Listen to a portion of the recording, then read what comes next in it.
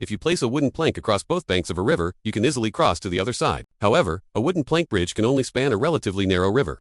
Once the river is too wide, the stone slab easily bends and breaks. But this won't stump the clever you. You first build square stone piers in sequence along the river. Then, lay long stone slabs across the top of the piers to form a simple stone bridge named the bench bridge. However, a problem arises. The stone piers directly turn into obstacles. They not only obstruct the passage of merchant ships, but during sudden floods, the stone piers are also easily washed away by the water, severely disrupting traffic. So, you think, what if you make the bridge into a semicircular arch, and cut every stone into a wedge shape that is wide at the top and narrow at the bottom?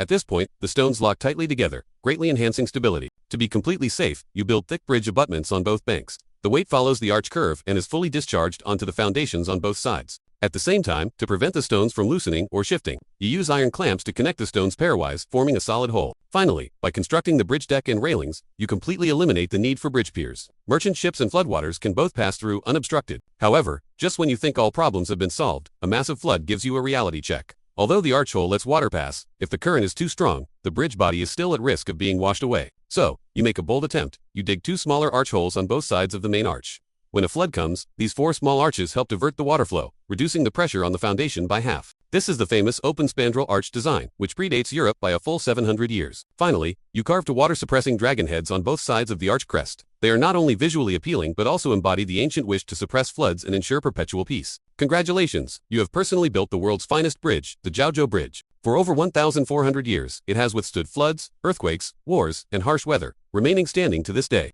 It is the world's oldest and longest-spanning open spandrel segmental stone arch bridge. Renowned alongside the pyramids of Egypt and the Eiffel Tower in Paris, it is truly a well-deserved engineering miracle.